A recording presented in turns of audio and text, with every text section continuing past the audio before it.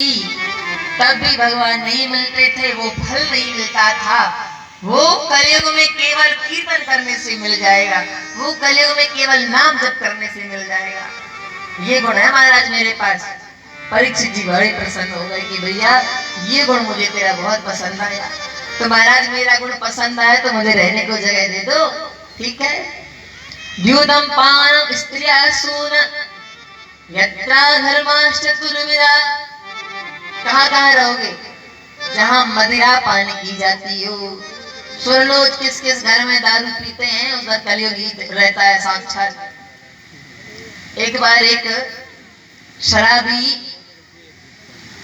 आप लोगों ने कभी देखा होगा, अगर अच्छा खासा कोई जो शराबी नहीं है, नशा नहीं करता, वो अगर गांव में निकले तो तमाम कुत्ते भौंकते हैं, लेकिन अगर शराबी निकले तो कुत्ता भौंकता नहीं है। देखा है कभी? क्योंकि कुत्ता जानता है कि इस समय ये मेरे से भी गया बीता है, इसको क्या भौंकना। इस समय बेचारा इसके पैर इसके वश में नहीं है, ये खुद बेचारा खुद के वश में नहीं है, इसमें क्या भौंकना, ये क्या करेगा। और भौंकते उस पर शक होता है। कुत्ते सोचते इस पे कोई शक नहीं, इसका कोई क्या बिगाड़ेगा, खुद ही बिगड़ा हुआ है। और अगर चलते चलते कुत्ते पर गिर भी जाए शराबी तो कहीं कहीं करके भाग जाएगा, फिर भौंकेगा काटेगा तब भी नहीं महाराज। और कई कई बार तो महाराज मोटरसाइकिल के पीछे पीछे तक दौड़ लगाते हैं।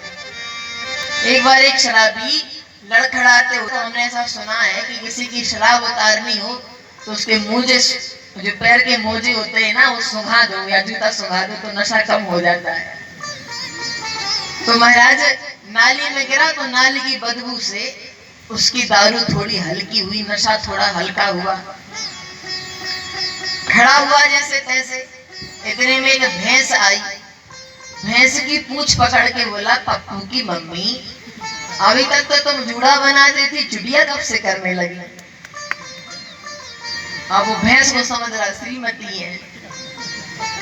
तो महाराज जो शराब के नशे में आप अपनी पत्नी को ना पहचान सकें, आप अपनी माँ को ना पहचान सकें, आपको लाज मर्यादा समाज की ना रहे, अट्टपट्ट गाली बक रही हो, पशुओं वाला जीवन जी रहे हो, धिक्कार है ऐसे जीने को।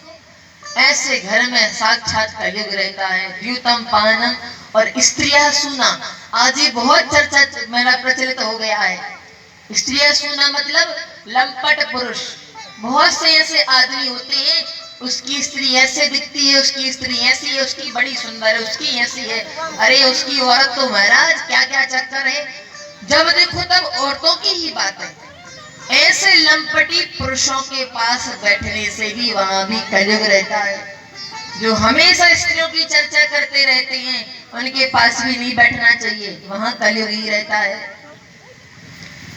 और महाराज जहां हिंसा होती है, चाहे वो स्त्री पे हाथ उठाए, चाहे पशुओं को मारे प्रताड़ित करे, चाहे महाराज मांसाहार करें, ऐसी जगह जाकर के तुम रहोगे तो महाराज मद्यपान और लंपट पुरुष और महाराज यहाँ पर जीव जंतुओं की हत्या करने वाले, ऐसी जगह पर तुम रहोगे। 4 स्थान ये दिए हैं।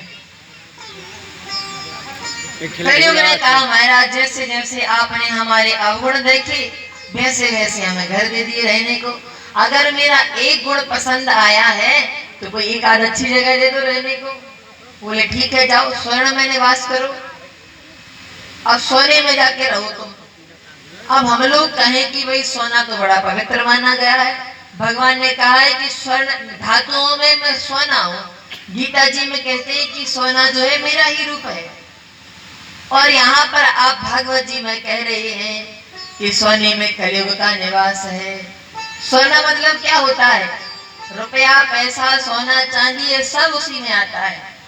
तो जो अधर्म की कमाई होती है उसमें कलयुग रहता है, और जो धर्म की कमाई होती है उसमें भगवान रहते हैं। अधर्म की कमाई अधर्म में ही जाएगी, या तो हॉस्पिटल में या खाने के चक्कर लगाते लगाते, लेकिन धर्म की कमाई धर्म में ही जाएगी। आप लोगों ने ये भागवत कथा कराई है ना, आगे भी इसको जारी रखना। हर साल ना कर पाओ, कम से कम 2 साल में तो जरूर करना, और धीरे धीरे नियमों को बढ़ाओ। कम से कम 2 महीने में एक बार घर में सत्यनारायण कथा करो, आसपास पंडित जी मिल जाए तो।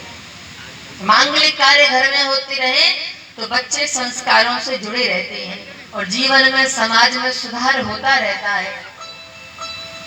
और बिना सुने का महाराज जीवन पशुओं की तरह हो जाता है। अभी तक छत्तीसगढ़ में जितनी भी कथाएं हुई सब बहुत सीधे साधे लोग मिले,